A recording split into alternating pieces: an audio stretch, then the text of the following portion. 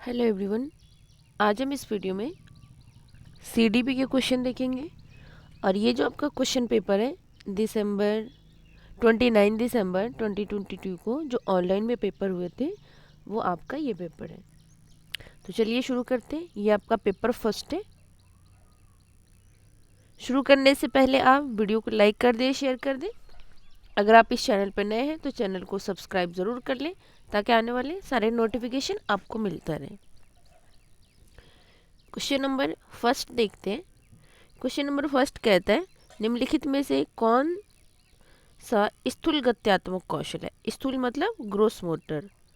तो फर्स्ट कहता है चित्र बनाने के लिए पेन पकड़ना, कागज़ को आड़ा टेढ़ा जिग जैग तरीके से काटना, धागे में माला पिरोना, खंबे की तरफ फुटबॉल को लात से धकेलना।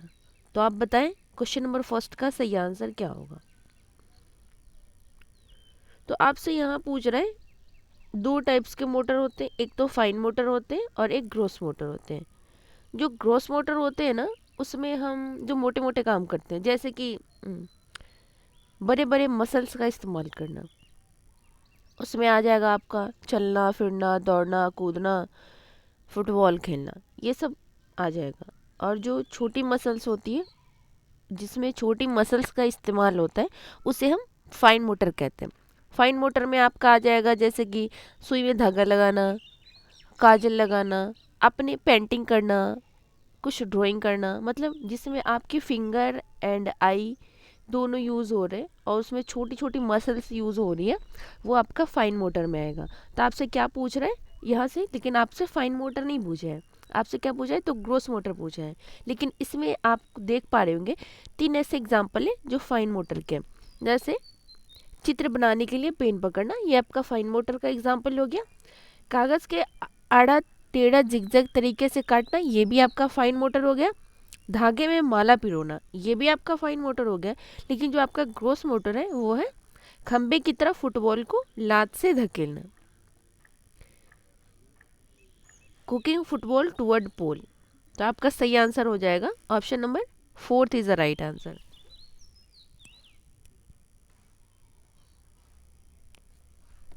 नेक्स्ट क्वेश्चन पे चलते हैं।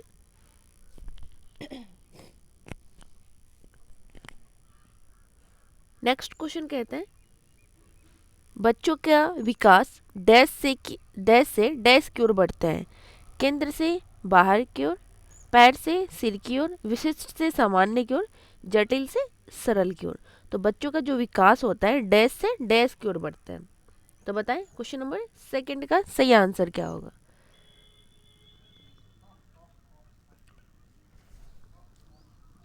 तो इसका सही आंसर हो जाएगा option number first is the right answer. बच्चों का जो डेवलपमेंट होता है वो केंद्र से बाहर की ओर बढ़ता है। और यहाँ आपका पैर से सिर दे रखा है, अगर यहाँ सर से पैर की ओर बढ़ते हैं, ठीक है, केंद्र से बाहर की ओर और सर से पैर की ओर बढ़ते हैं, तो आपका सेकेंड थर्ड फोर्थ गलत हो जाएगा। और इसका जो एग्जांपल दे रखा है ना पैर से सिर की ओर, ये उल्टा दे रखा है, सिर से पैर होगा और विशिष्ट से सामान्य की ओर नहीं, सामान्य से विशिष्ट की ओर को होता है। और जटिल से सरल की ओर नहीं बल्कि सरल से जटिल की ओर होता है। वैसे इसका सही आंसर हो जाएगा option number first. Next question पे चलते हैं। क्वेश्चन नंबर थर्ड कहता है अभी कथन कह रहा है, ए कहता है बच्चे का समाजीकरण सर्वप्रथम परिवार में उसके माता पिता द्वारा होता है। कारण कहता है परिवार बच्चे की समाजीकरण का प्राथमिक कारण है, प्राथमिक कारक है। तो सही विकल्प का चयन कीजिए और बताइए क्वेश्चन नंबर थर्ड का सही आंसर क्या होगा। तो बात तो सही कह रहे हैं कि बच्चे के समाजीकरण सर्वप्रथम परिवार में उसके माता पिता द्वारा होता है और जो परिवार होता है बच्चे के समाजीकरण का प्राथमिक कारक होता है। तो सही आंसर हो जाएगा आपका ए भी सही है और आर भी सही है। किस ऑप्शन में है, option number first is the right answer. Question number 4 देखते हैं। ये कहते हैं जीन पियाजे के संज्ञानात्मक विकास के सिद्धांत के अनुसार निम्नलिखित में से कौन सी अवधारणा 3 से 6 वर्ष की आयु वाले बच्चों को सिखानी चाहिए। संरक्षण, अनुकर्मता, सांकेतिक प्रतिनिधिकरण, तार्किक अनुप्रयोग। तो 3 से 6 वर्ष की उम्र में हमें क्या सिखाना चाहिए? तो उन्हें हम तार्किक अनुप्रयोग तो नहीं सिखाएंगे, तो आपका थर्ड फोर्थ गलत हो जाएगा। संरक्षण भी नहीं सिखाएंगे, 3 से 6 वर्ष के हैं तो। अनुकर्मता भी नहीं सिखाएंगे, तो उसको हम क्या सिखाएंगे? तो उसका सही आंसर हो जाएगा option number third is the right answer, सांकेतिक प्रतिनिधिकरण सिखाएंगे। नेक्स्ट क्वेश्चन पे चलते। क्वेश्चन नंबर 5 कहते हैं जीन पियाजे के संज्ञानात्मक विकास के सिद्धांत के अनुसार अधिकांश बच्चे किस अवस्था में वस्तुओं के श्रेणियों में व्यवस्थित करने में सक्षम होते हैं? संवेदीगामक अवस्था, पूर्व संक्रियात्मक अवस्था, मूर्त संक्रियात्मक अवस्था, औपचारिक संक्रियात्मक अवस्था। तो इसका सही आंसर हो जाएगा अधिकांश बच्चे किस अवस्था में वस्तुओं को श्रेणी में व्यवस्थित करते हैं। तो आपका संवेदी में तो नहीं कर पाते, इसलिए सेंसरी में नहीं कर पाते, इसलिए आपका फर्स्ट नहीं होगा। प्री ऑपरेशनल में भी नहीं हो पाता, उसका जो वो होता है ना, होता है कंक्रीट ऑपरेशनल में। Option number third is the right answer, मूर्त संक्रियात्मक अवस्था।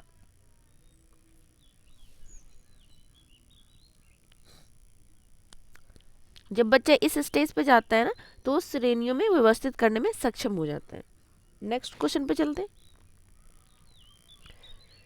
क्वेश्चन नंबर 6 कहता है डैश का प्रयोग जीन पियाजे द्वारा संज्ञानात्मक मानसिक अवधारणाओं के वर्णन के लिए किया गया था। पार, वस्तु अस्थायित्व, स्कीमा, समीपवर्ती विकास का क्षेत्र।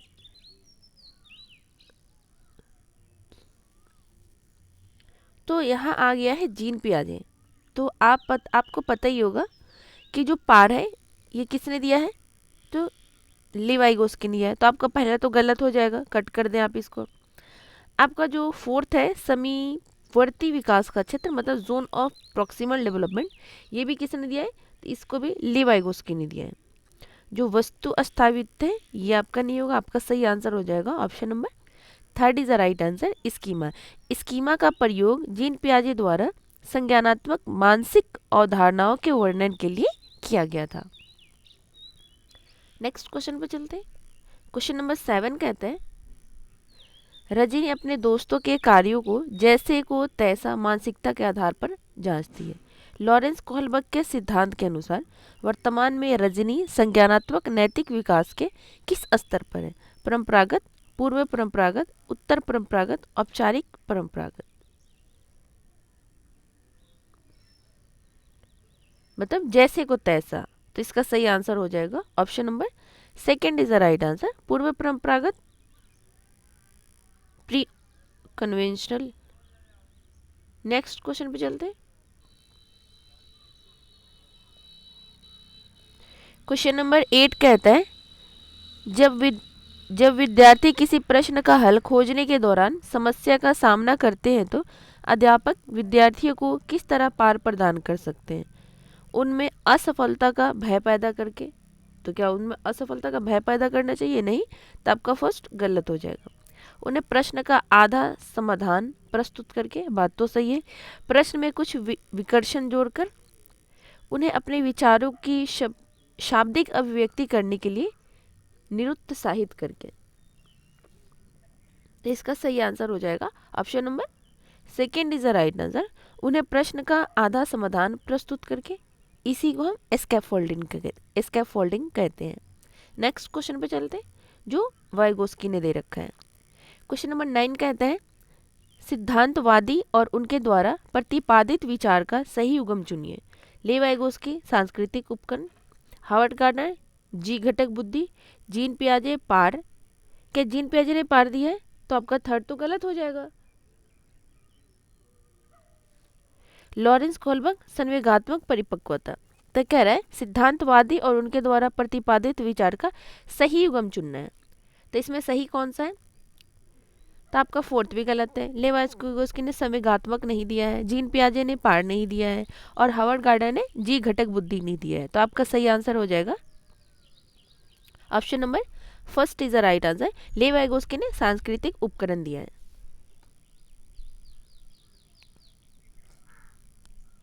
नेक्स्ट क्वेश्चन पर चलते।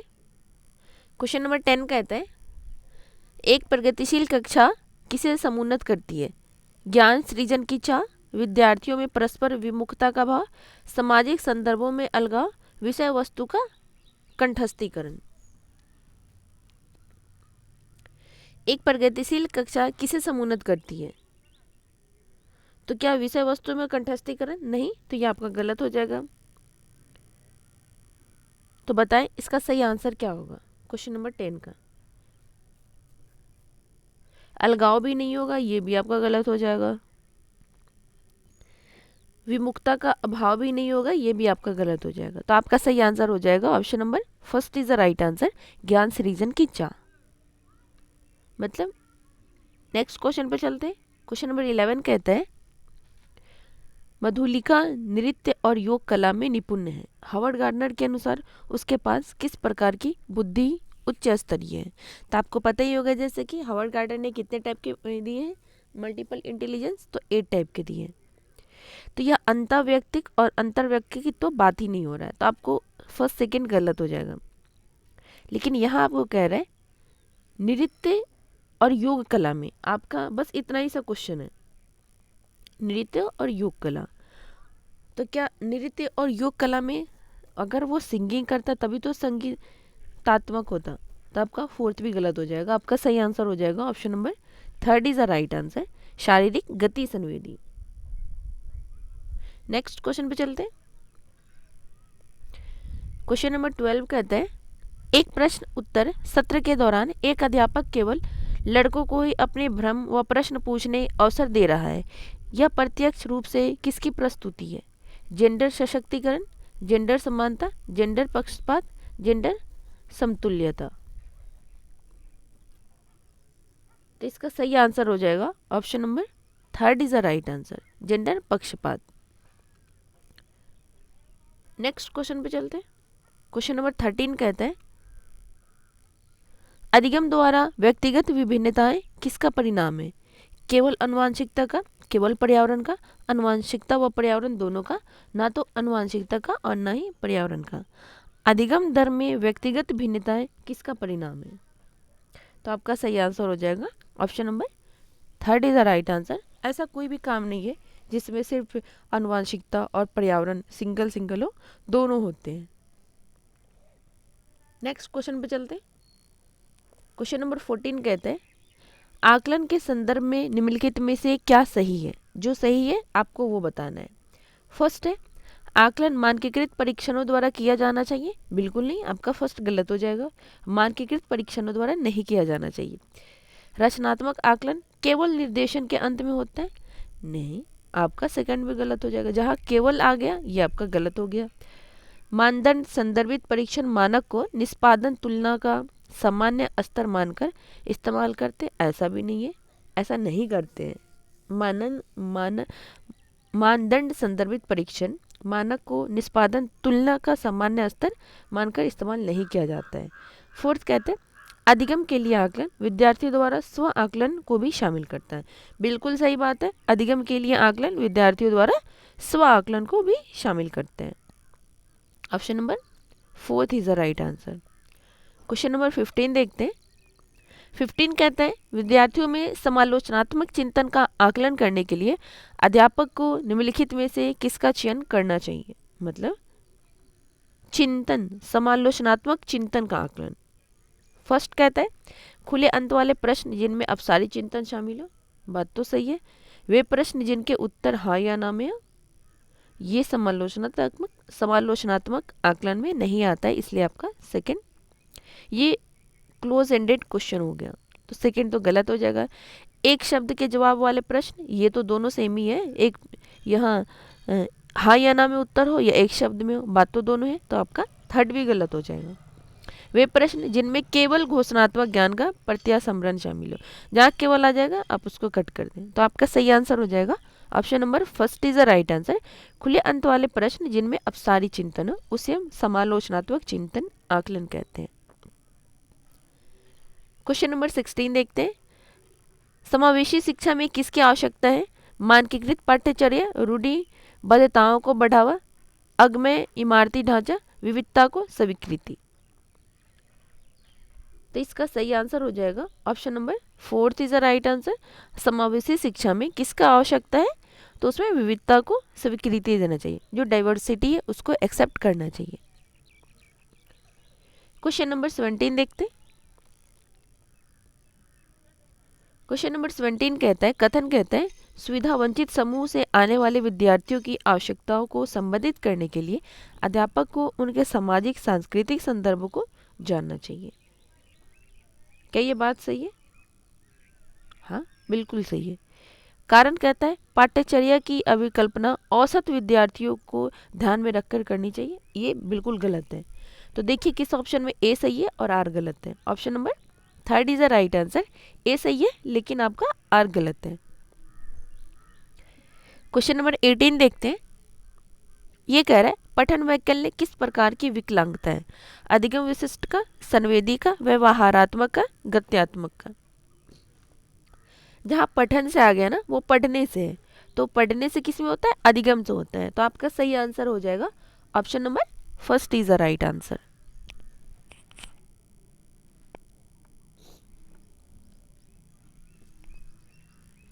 नेक्स्ट क्वेश्चन देखते हैं। क्वेश्चन नंबर 19 कहते हैं निम्नलिखित में से कौन सा संलीनता विकार का विशिष्ट लक्षण है?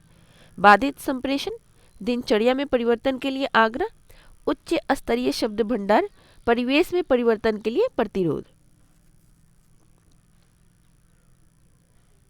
तो इसका सही आंसर हो जाएगा कौन सा संलीनता विकार का विशिष्ट लक्षण है? तो option number 1 is the right answer, बाधिता संप्रेषण। क्वेश्चन नंबर 20 देखते हैं। ये कहता है कक्षा में विभिन्न योग्यताओं वाले शिक्षार्थियों की आवश्यकताओं को पूर्ति कैसे की जा सकती है? श्रेणीबद्ध कठिनाइयों के कार्य देकर, मानकीकृत निर्देश देकर, केवल सामान्य शिक्षार्थियों की आवश्यकताओं को संबोधित करके, विभिन्न आवश्यकता वाले शिक्षार्थियों की उपेक्षा करके।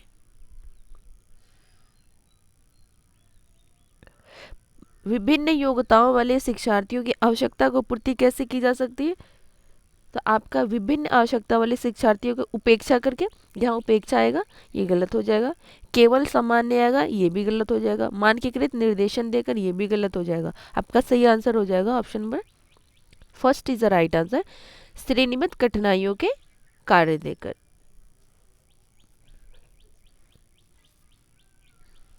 क्वेश्चन नंबर 21 देखते हैं। ये कहते हैं अधिगम तब अधिक अर्थपूर्ण होता है जब विषय वस्तु को डैश रूप में प्रस्तुत किया जाता है, संदर्भ से हटकर। ये गलत है, संदर्भ में होकर करना चाहिए। अप्रासंगिक नहीं, प्रासंगिक होना चाहिए। बहुत ही अमूर्त नहीं होना चाहिए। तो थर्ड भी गलत हो जाएगा। तो सही आंसर हो जाएगा option number 4 is the right answer, संयोजित होना चाहिए, संयोजित रूप से प्रस्तुत किया जाना चाहिए। नेक्स्ट क्वेश्चन पे चलते। क्वेश्चन नंबर 22 कहता है अंतरिक्ष की अवधारणा समझाते समय एक अध्यापक ने महसूस किया कि विद्यार्थियों में इस विषय को लेकर अनेक भ्रांतियां हैं। अध्यापक को इस स्थिति के प्रति क्या प्रतिक्रिया होनी चाहिए? तो आपका फर्स्ट कहता है सीधे सीधे उन भ्रांतियों को अस्वीकृत करना चाहिए। हम सीधे सीधे उन भ्रांतियों को अस्वीकृत नहीं करेंगे, पहले जानेंगे। सेकंड कहता है इन भ्रांतियों के प्रति विद्यार्थियों को तर्क जानने चाहिए। बिल्कुल सही बात है। विद्यार्थियों को सही जानकारी कंठस्थ आ गया, आपका गलत हो जाएगा। नकारात्मक पुनर्बलन का प्रयोग करते हुए, यहाँ नकारात्मक आएगा, ये भी आपका गलत हो जाना चाहिए। अच्छा, नकारात्मक पुनर्बलन का प्रयोग करते हुए इन भ्रांतियों को मिटा देना चाहिए, ये भी आपका गलत हो जाएगा। तो आपका सही आंसर हो जाएगा option number 2 is the right answer, इन भ्रांतियों के प्रति विद्यार्थियों के तर्क जानने चाहिए। क्वेश्चन नंबर 23 देखते। ये कहता है विद्यार्थियों को किसी भी अवधारणा के बारे में समझाते हुए निम्न में से किस बात का ध्यान रखना चाहिए? विद्यार्थियों में सीखने के लिए तत्परता, विद्यार्थियों के सामाजिक सांस्कृतिक संदर्भ, विद्यार्थियों द्वारा चयनित अधिगम शैलियाँ। तो बताएं इसका सही आंसर क्या होगा क्वेश्चन नंबर 23 का? तो विद्यार्थियों द्वारा सीखने के लिए तत्परता, ये भी सही है। विद्यार्थियों में सामाजिक सांस्कृतिक संदर्भ, ये भी सही है। विद्यार्थियों द्वारा चयनित अधिगम शैलियाँ, ये भी सही है। फर्स्ट सेकंड थर्ड तीनों सही है। किस ऑप्शन में? Option number fourth is the right answer. Question number 24 देखते हैं। रमेश विज्ञान विषयों को पढ़ाते समय अन्वेषण, प्रयोग, विभिन्न व्यवहारिक गतिविधियों के माध्यम से बच्चों को नया ज्ञान व समझ बनाने के अवसर प्रदान करते हैं। वह डैश को बढ़ावा देना चाहते हैं। वैज्ञानिक तर्क, तार्किक चिंतन, कंठस्थीकरण, अनुकरण।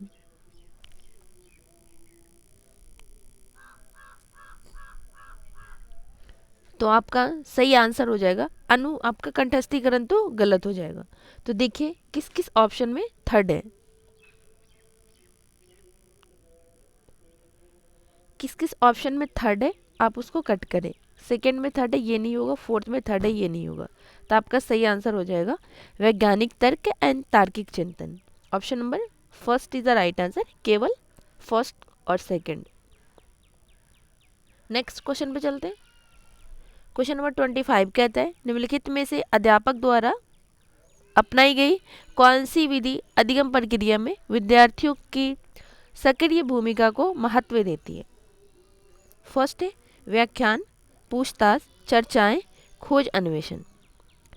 तो आप बताएं इसका सही आंसर क्या होगा। इसका सही आंसर हो जाएगा, कह रहा है निम्नलिखित में से अध्यापक द्वारा अपनाई गई कौन सी गतिविधि अधिगम प्रक्रिया में विद्यार्थियों की सक्रिय भूमिका को कम करती है। तो वो आपका ना लेक्चर मेथड में होता है। टीचर्स आते हैं, लेक्चर दे देते हैं, बच्चों को समझ आए नहीं आए तो वो उसमें स्टूडेंट की कम भूमिका होती है। तो option number first is the right answer, व्याख्यान। क्वेश्चन नंबर 26 देखते हैं।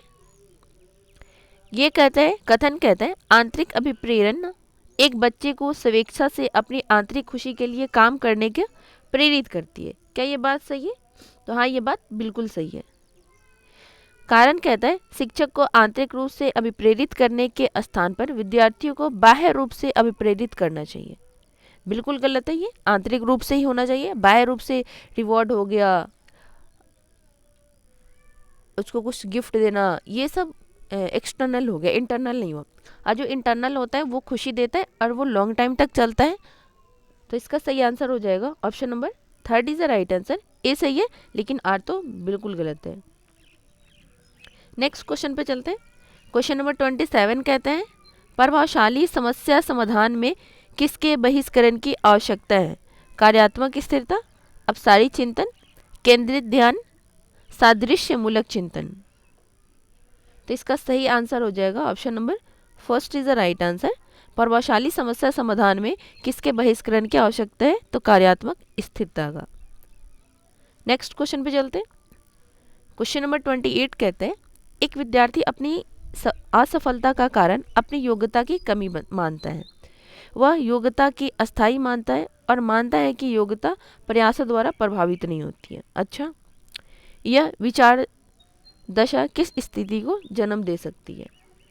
अधिगम असहायता, मस्तिष्क सुघट्यता, ये आपका गलत हो जाएगा। उच्च स्तरीय स्व अस्मिता, संबंधता का भाव। तो इसका सही आंसर हो जाएगा option number first is the right answer, अधिगम में असहायता। क्वेश्चन नंबर 29 देखते हैं। अवधारणाओं को इस तरह से प्रस्तुत करना चाहिए जो विद्यार्थियों में सफलता के प्रति चिंतन पैदा करे, अनेक पूर्व ज्ञान और स्कीमा को क्रियाशील करें, उन्हें अप्रासंगिक सूचनाओं के माध्यम से विकसित करें, केवल उच्चतर अधिगम योग्यता वाले विद्यार्थियों की मदद करें। तो यहाँ केवल उच्चतम आ गया, ये तो आपका गलत हो जाएगा। तो बताएं 29 का सही आंसर क्या होगा। इसका सही आंसर हो जाएगा option number second is the right answer, उनके पूर्व ज्ञान और स्कीमा को क्रियाशील करें। आज का लास्ट क्वेश्चन, क्वेश्चन नंबर 30 देखते हैं। ये कहता है घोषणात्मक ज्ञान, जो घोषणात्मक ज्ञान होता है किसी घटना के घटित होने की प्रक्रिया की व्याख्या करता है, युक्तियों के प्रयोग के बारे में समझ की व्याख्या करता है, मुख्यतः ज्ञान के क्या और कौन पहलुओं के बारे में जानता है। घोषणात्मक ज्ञान की समस्या समाधान प्रक्रिया में कोई भूमिका नहीं होती। तो आप बताएं क्वेश्चन नंबर 30 का सही आंसर क्या होगा। इसका सही आंसर हो जाएगा option number third is the right answer. घोषणात्मक ज्ञान मुख्यतः ज्ञान के क्या और कौन पहलुओं के बारे में जानते हैं। तो हो गए आपके 30 क्वेश्चन कंप्लीट। आई होप कि आपको ये वीडियो पसंद आएगी और आप इस वीडियो को ज़रूर देखें, क्योंकि ये जो प्रैक्टिस सेशन होता है ना, वो भी PYQ की, वो आपको बहुत हेल्प करती है। अगर आप थ्योरी नहीं भी करते हैं, आप सिर्फ प्रैक्टिस कर लेते हैं प्रीवियस ईयर के, तो आपको इतना नॉलेज हो जाता है और इतनी समझ आ जाती है कि आप आसानी से पेपर क्लियर कर सकें।